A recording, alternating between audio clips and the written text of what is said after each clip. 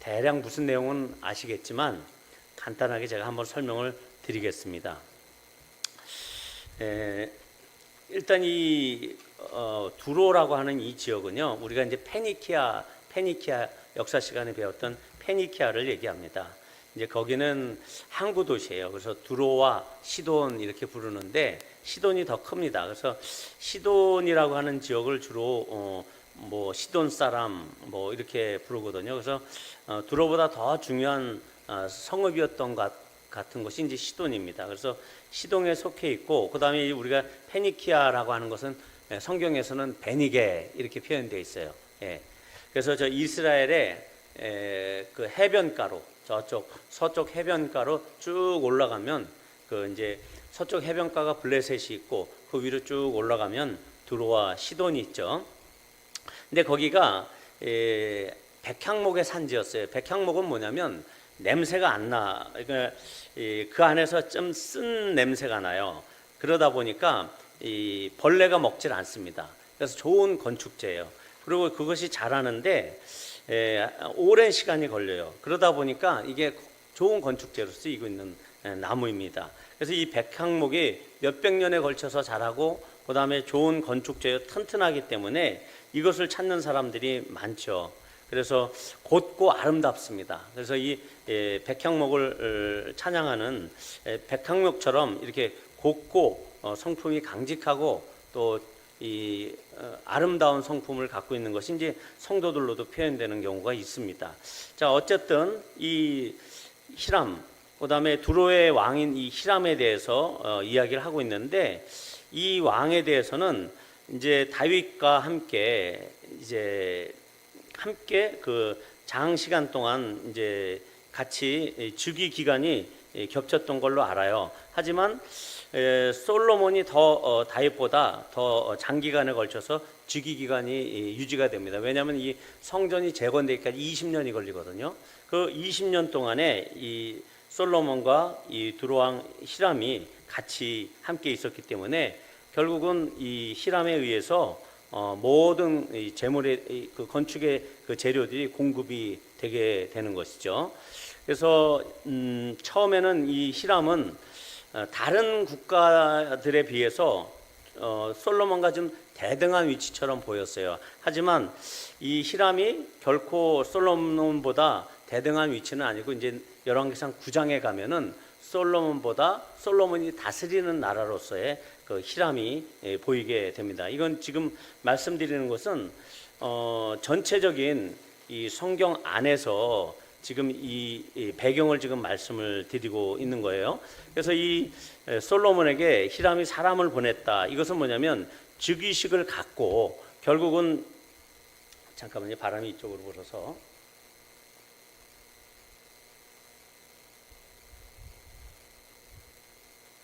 됐습니다. 즉위식을 갖고 이제 사절단을 보낸 거죠. 보내고 나서 그 다음에 이제 다시 한번 이제 내 하나님 여호와께서 내게 사방에 태평을 주심에 원수도 없고 재앙도 없기 때문에 이제는 하나님의 성전을 건축하려고 한다. 이런 내용으로 해서 이제 건축 재료를 좀 보내달라. 이렇게 이제 말씀을 하는 거죠. 그러면서 여호와의 이 일이 나의 일을 위해서 하는 것이 아니라 여호와의 이름을 위해서 한다. 이런 표현이 있습니다. 하나님 여호와께서 자기의 이름을 두시려고, 이런 표현이 신명기에서 나와 있는데, 하나님의 성전은 하나님의 이름이 있는 곳이에요. 하나님을 대표하는 곳입니다. 하나님의 임재가 있는 곳이거든요. 그래서 하나님의 이름을 위해서 건축한 이 성전 건축에 대해서 얘기하고 있죠. 그리고 오늘 이 솔로몬이 얘기하는 것은 뭐냐면, 다윗의 때 하나님께서 이미 말씀하신 그것을 이루려고 하는 것이다 라고 하는 거예요. 그러니까 이 성전 건축이 나의 뜻에 의해서 이루어지는 것이 아니라 하나님의 뜻에 이루어진다라는 것을 오늘 본문에서 표현하고 있어요. 그러니까 이 두로왕 히람도 여호와를 찬양하리로다 이렇게 하나님을 찬송하겠다, 이런 표현으로 지금 표현하는 것이다라고 볼 수가 있습니다. 자, 그 다음에 오늘 이제 그래서 주로 이제 우리 눈에 띄는 것이 뭐냐면, 사방에 태평을 주셨기 때문에 하나님께서 성전의 기초석을 준비하게 하셨다라는 것입니다. 오늘 성전의 기초석에 대한 이야기도 나오거든요. 그러니까 하나님께서 우리의 삶에서 태평을 주셔야 돼요. 그러니까 태평은 넓을 태자, 큰 평안을 주셔야 우리가 성전의 기초돌을 놓을 수 있다라고 하는 것으로 이제 우리가 의미를 찾아볼 수 있거든요. 자, 내게 사방에 태평을 주심에 원수도 없고 재앙도 없도다. 이 말을 통해서 성전을 건축한다라는 말은 그냥 사람이 하고 싶다고 해서 이 성전이 건축된다는 것이 아니다라는 것입니다. 전쟁의 시대에는 성전 건축이 불가하다라는 것이죠. 평화의 왕 솔로몬 할 때 그 솔로몬의 원어가 샬롬이거든요. 샬롬이 평안을 묻는 것이잖아요. 그런 것처럼 평화의 왕 솔로몬이 다스리는 평화의 시기에 비로소 성전이 건축되는 것입니다. 그래서 하나님은 다윗에게 약속하셨던 사방의 평화를 솔로몬에게 주신 것이에요. 그러니까 그의 원수들을 그의 발 아래 두셨습니다. 모든 사방에 있는 이 이스라엘 땅에 원수들이 있어요. 계속적으로 위에 아스론이, 바벨론이니 또 밑에 뭐 여러 지역의 애굽이니 이런 원수들이 강하게 일어나질 못하고 솔로몬 시대에 이스라엘이 가장 강대국을 이루는 이런 일들이 있었던 겁니다. 다윗이 맨 처음 성전을 건축해야 하겠다는 이 생각을 한 것은 자신이 백항목 궁전에 자신만 사는 것, 이 좋은 나무로 만들어진 궁전에 사는 것에 죄책감을 느꼈기 때문이거든요. 하나님을 모시고 있는 자신이 어떻게 하나님보다 좋은 곳에서 사는 것이 옳은 것인가 이렇게 생각을 했죠. 왜냐하면 하나님의 성막은 예루살렘 성에 그대로 천막으로 만들어져 있어요. 근데 자기네 집은 아주 견고한 백향목으로 지어져 있단 말이죠. 이것은 아닌 것 같다 이렇게 생각을 하죠. 이 성막은 어떤 것입니까? 이스라엘이 이동을 할 때 쓰이는 하나님을 경배하는 장소의 중심지였단 말이죠. 그곳에 하나님이 임재하기로 약속을 하셨고 그 임재의 약속이 있는 이 성막이 이스라엘이 계속 움직이다 보니까 그랬단 말이죠. 그런데 이제 이스라엘이 가나안 땅에 들어와서 위치에 있음에도 불구하고 그리고 왕권이 세워졌어요. 왕이라고 하는 것은 무엇이었냐면 이스라엘에서 백성들의 마음을 하나님께로 돌리는 데 있어서의 가장 중요한 위치에 있었던 사람입니다. 그러니까 왕의 위치는 백성들 위해 군림하고 그들을 다스리고 압박하고 통치하는 그 목적이 아니라 하나님의 뜻을 받고 하나님의 뜻대로 백성들을 통치하고 백성들의 마음을 모두 모아서 하나님을 바라보게 하는 그 위치가 바로 왕의 위치였다라는 것이죠. 물론 이스라엘 백성들이 왕을 우리에게 달라고 이렇게 요구했던 것은 하나님의 원뜻은 아니었지만 그래도 자선책으로 이 왕을 세움으로 인해서 이 왕이 하나님 앞에 신실한 왕이 되어서 하나님을 경외하고 하나님을 쫓는 그런 왕이면 그를 통해서 하나님께서 이 백성들의 마음을 같이 받고자 했던 그 원래의 계획이 있었던 것입니다. 이런 것처럼 왕 자신이 하나님을 섬기고자 하는 마음이 있었어요. 이 다윗 왕이. 그래서 자기가 살고 있는 집보다 이 천막에 거주하시는 하나님의 모습이 좋지 않겠다 생각이 돼서 교회를 짓기 시작한 것이죠. 그런데 자기 때에는 피를 많이 흘렸어요. 전쟁의 때였단 말이죠. 확장을 하고 이스라엘 영토를 벌리고 그 다음에 그 원수에 대해서 제압하는 그런 시절이었죠. 이제는 평안이 오게 됐습니다. 솔로몬의 때. 그러다 보니까 성전이 건축이 된 겁니다. 이것을 통해서 우리가 신약교회도 마찬가지죠. 우리가 원한다고 교회 건물이 이렇게 얻어지고 또 사람을 홍보하는 식으로 막 어떤 프로그램을 만들고 부흥회를 열고 전도 초청 장치를 열고 이런 것을 통해서 교회가 성립되고 부흥되는 게 아니라는 것입니다. 하나님의 뜻이 있어야 교회가 이 땅에 성립된 것입니다. 이 거북섬 땅에. 그리고 하나님께서 우리가 정말 하나님을 섬기는 자세를 갖고 있을 때 하나님의 성전이 이루어지는 것이지 우리가 우리 내면 안에서 스트러글하고 하나님을 예배하는 것보다 우리 내면의 문제 때문에 허겁지겁 하고 있는 상태에서는 하나님의 교회가 세워질 수 없다라는 것을 보여주는 것입니다. 우리 내면에 있는 적들과의 싸움, 또 우리 외부에 있는 적들과의 싸움 때문에 우리 자신이 허겁지겁하고 있는 상태에서는 우리가 진정한 예배자가 될 수 없다라는 것을 오늘 말씀해주고 있는 것이죠. 성전을 짓는 여러 절차와 건축 재료를 준비하는 데에만 해도 한 3년이라는 시간이 걸릴 정도로 이 온 천지의 주제이신 하나님을 예배하는 장소는 기도와 준비가 철저히 필요하다, 이런 것을 보여주고 있습니다.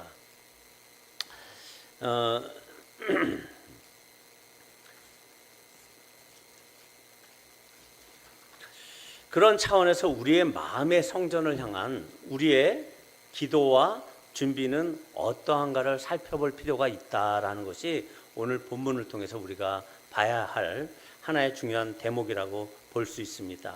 이런 것처럼 우리 내면에 큰 평안이 올 때 하나님을 진정으로 예배할 수가 있습니다.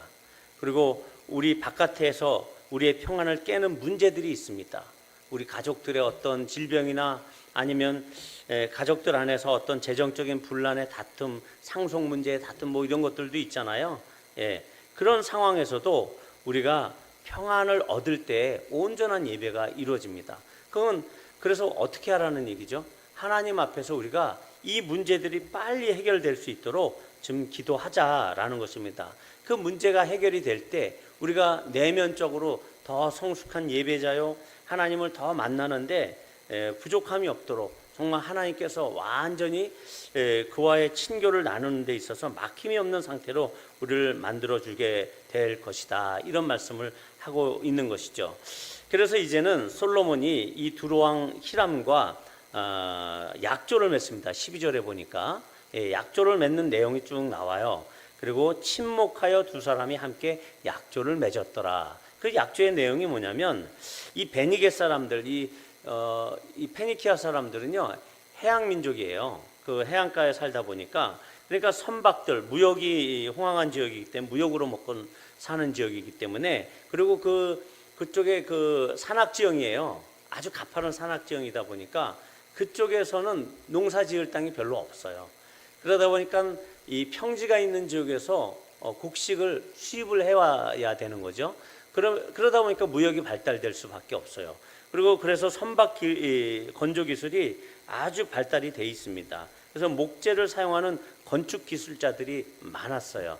근데 반면에 이 이스라엘 땅 가운데는 나무가 없잖아요. 사막 지형이잖아요. 그래서 큰 나무도 없고 백향목 이런 것은 구할 수도 없었기 때문에 이렇게 그곳에 있는 사람들을 통해서 백향목을 재단해 가지고 바닷길로 이렇게 통해서 내려오게 됩니다. 그래서 돛바라고 해가지고 욥바라고 해가지고 그 이스라엘의 그 예루살렘과 최대한 가까운 해안 지역까지 뗏목들을 묶어가지고 쭉 내려오게 돼요. 또 거기서 이 예루살렘 고지대까지 그것을 끌고 오는 데는 엄청난 사람의 힘과 노력이 필요했던 것이죠. 그래서 이렇게 건축용 제목을 욥바까지 끌고 와서 올리고, 그 대신에 그 사람들에게 음식을 주고, 그 다음에 두로의 그 왕궁에 공급할 수 있는 이 농작물들을 이 이스라엘 땅 가운데, 그리고 이 솔로몬의 시대에 왕성했던 그 솔로몬의 그 번영 때문에 그런 음식물들이 솔로몬 왕궁에도 넘쳐났습니다.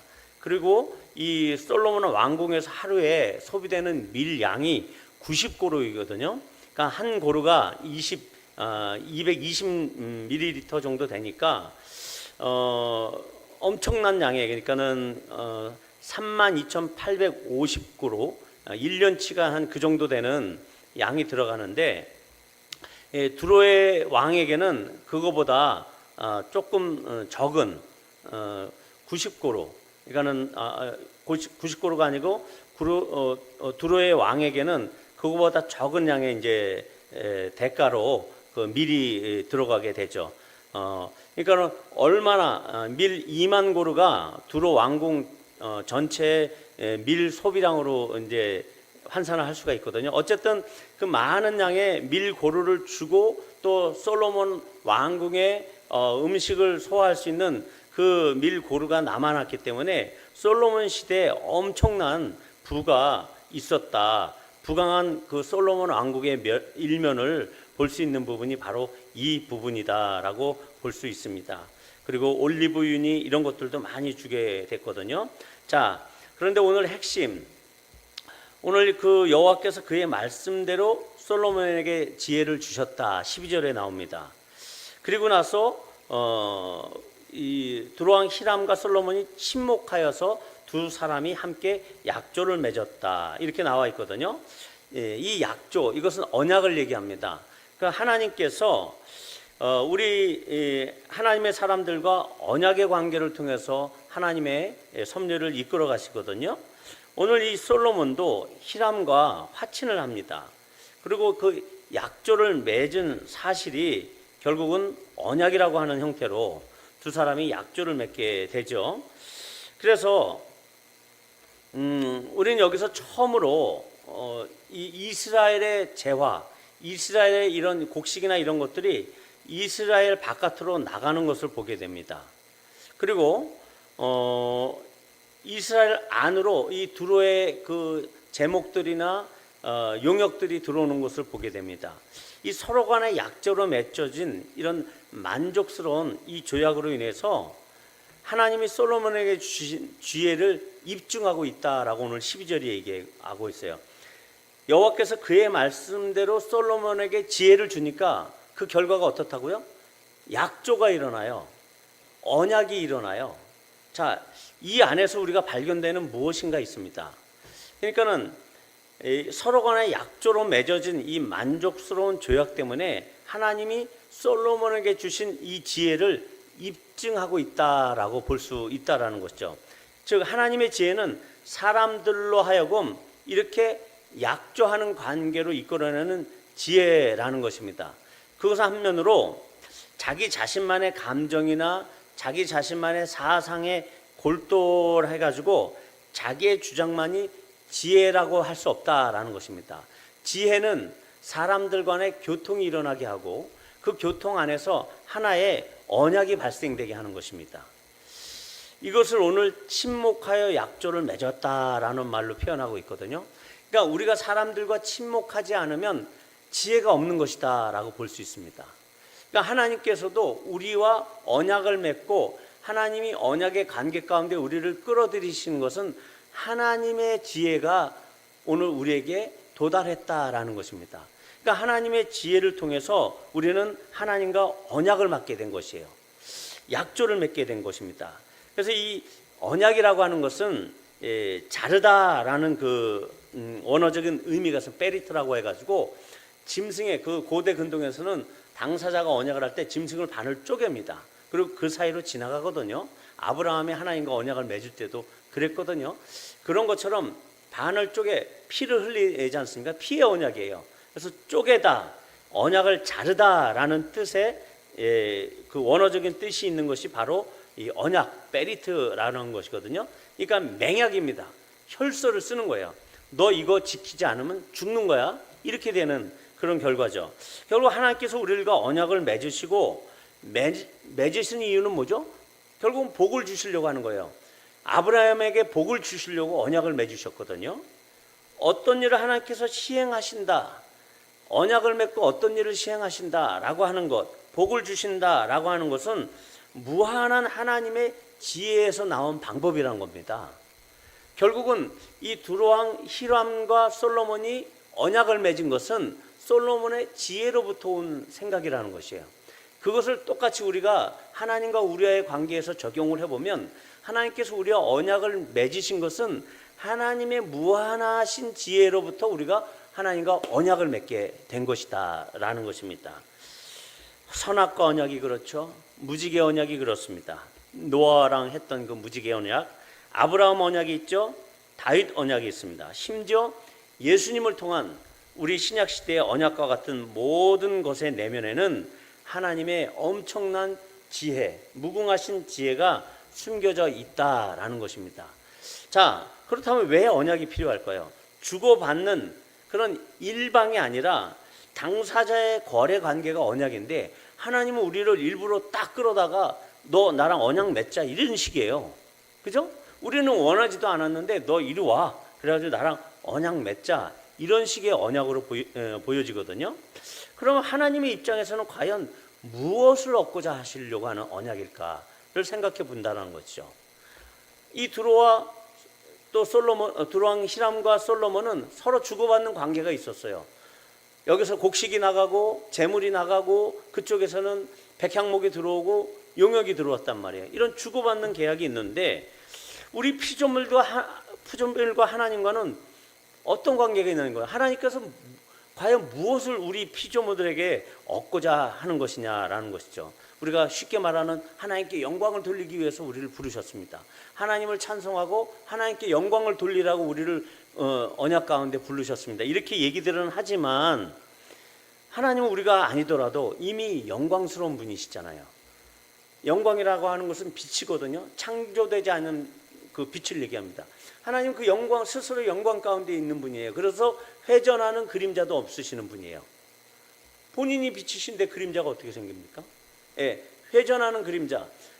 그림자라는 것은 빛이 투여가 되면 뒤에 본체가 있어야 뒤에 그림자가 생기는 거잖아요. 근데 하나님 당신이 빛이시기 때문에 그분에게는 회전하는 그림자가 없습니다. 하지만 우리에게는 빛을 비추시면 우리 뒤에 그림자가 비쳐요.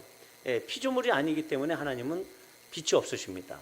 회전하는 그림자도 없으신 그 하나님, 스스로 영광이신 그 하나님이 우리를 통해서 무슨 영광을 받으실 만한 게 있겠어요. 그런데 굳이 우리를 통해서 영광을 받으셔야 하는 그 하나님, 그것은 과연 무슨 말을 얘기하는 것인가? 왜 언약은 정말 필요한 것인가? 해답은 사랑에 있습니다. 성경에서는 하나님은 사랑이십니다 이렇게 얘기하시잖아요. 요한일서에서 하나님이 얻고자 하시는 것은 우리들의 사랑의 고백입니다. 진실한 고백입니다.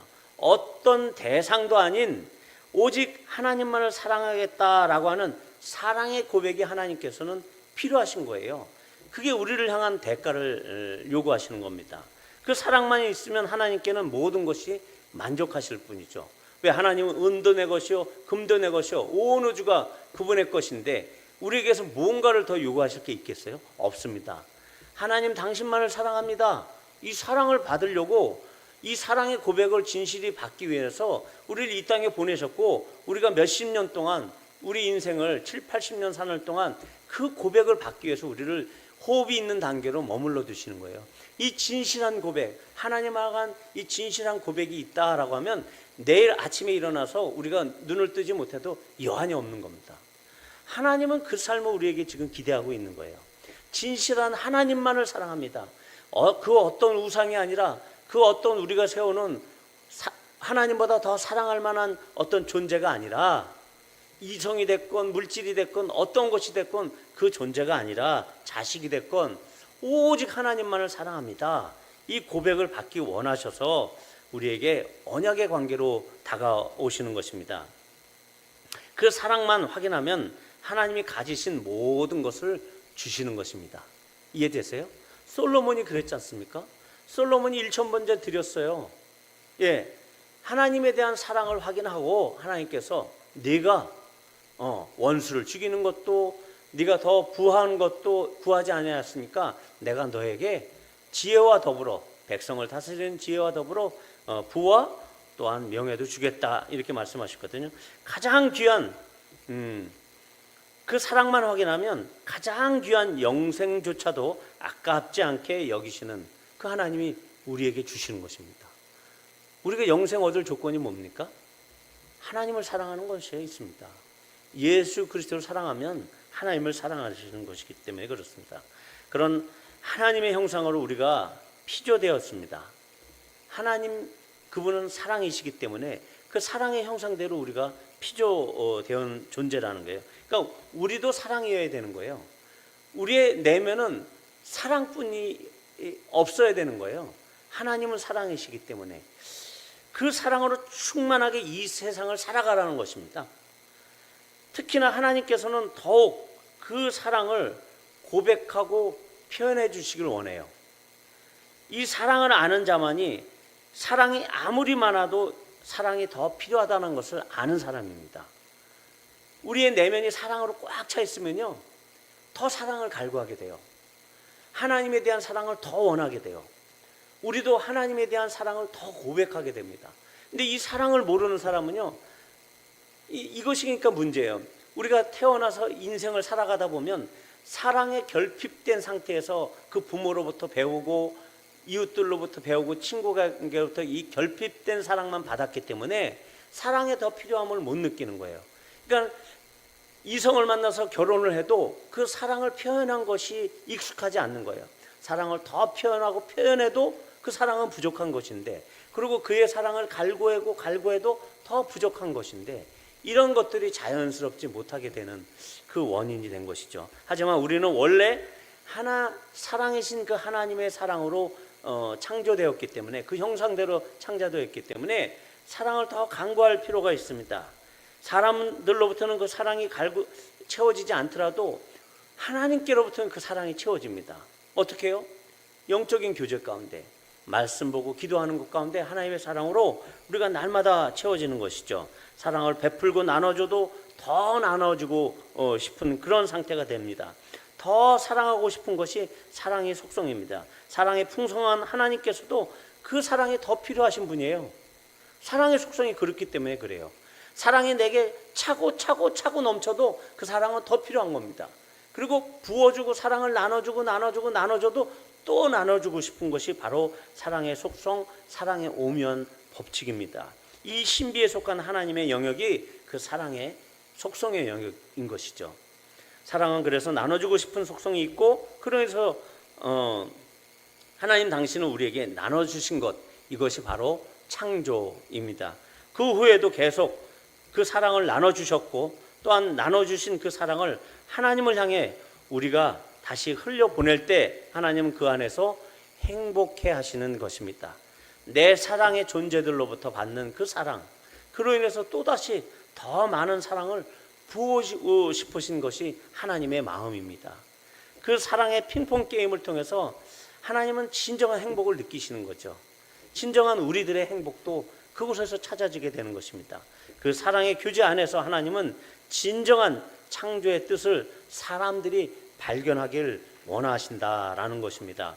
오늘의 말씀을 가만히 보면 사방에 큰 평안을 주셔야만 성전에 기초석이 마련된다라는 것을 발견하게 됩니다.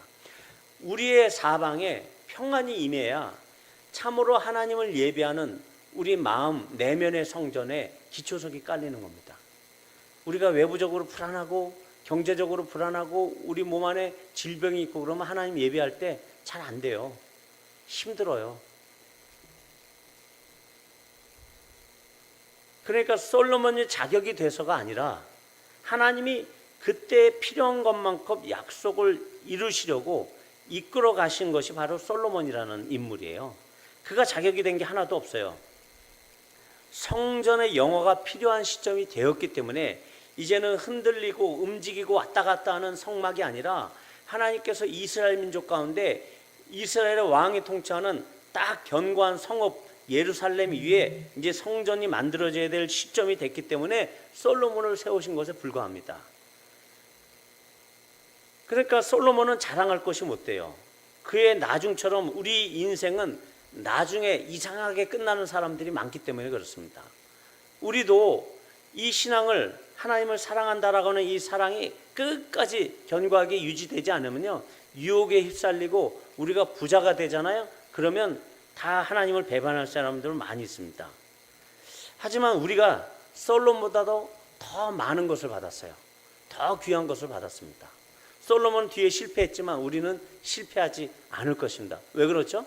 예수 그리스도 통한 약속을 받았기 때문에 그렇습니다. 솔로몬은 다윗의 언약을 통해서 축복을 받은 사람이에요. 그렇죠? 그리고 이 성전이 완성되기까지는 이 두로왕 히람과의 그 언약을 통해서 솔로몬 성전이 결국은 완성이 됐습니다. 그런 것처럼 이제는 더 이상 나의 잘못된 습관이나 못난 성정으로 인해서 하나님을 참으로 예배하는 예배자나 하나님이 참으로 받으실 만한 그런 예배자가 되지 못하면 안 된다라는 것을 의미합니다. 주변의 모든 것이 평안해져야 돼요. 나의 내면이 지금도 못된 습관과 성정 때문에 예배자가 못되게 한다면 그것은 우리 안에 성전이 세워지지 않는 것과 마찬가지입니다. 나의 내면에서 지금 피를 흘리고 있는 듯한 상황이 일어나는 가운데서 진정한 예배자가 될 수 없다라는 것입니다. 나의 예배가 온전해지고 예배에서 승리가 이루어져야만이 나의 삶의 모든 부분에서 승리가 일어납니다. 그런 예배가 되기 위해서 내 삶에 더 이상 내면의 원수들, 곧 나이죠. 나의 원수들이 이제는 사라져야 합니다. 그리고 외부의 원수들이 있습니다. 내가 하나님께 더 집중하지 못하게 하는 외부의 환경들이 있어요. 내가 원하지 않는 환경들이 있습니다. 이 환경들을 위해서 더 집중해서 기도하라라는 것입니다. 기도하기 시작할 때 외부의 적들이 사라집니다. 성전이 서기 시작할 겁니다. 참된 예배가 하나님 앞에 이루어질 겁니다. 예배할 때마다 하나님을 만나고 내가 앉아있을 때마다 성경이 이해되기 시작하고 기도할 때마다 하나님께서 큰 확신으로 임할 때가 올 것입니다. 그것을 위해서는 외부 내부의 적들이 사라져야 돼요. 평강이 와야 됩니다. 이것을 위해서 먼저 기도해야 됩니다. 그러면 곧 우리가 안고 있는 이 문제들이 하나님의 손에 의해서 곧 평안하게 될 것입니다. 그것은 왜냐하면 하나님께서 우리 성전의 기초석을 우리에게 놓기로 작정한 때가 임한 것이기 때문에 그렇습니다. 그렇게 되기 위해서는 외부의 적들부터 하나님께서 차단해 주실 것입니다. 이 마음, 오늘 이 솔로몬을 통해서 하나님의 징벌적인 재앙을 일으켰던 모든 습관적인 죄악들이 우리도 사라질 때 이렇게 우리 성전의 기초석이 새로 서고 하나님께서 우리에게 그 이유로 이 솔로몬처럼 모든 복과 또한 장수와 명예까지도 주실 거라는 그 확신 가운데 우리 성전의 기초석을 오늘 다시 세우는 저와 여러분이 됐으면 좋겠습니다. 기도하시겠습니다.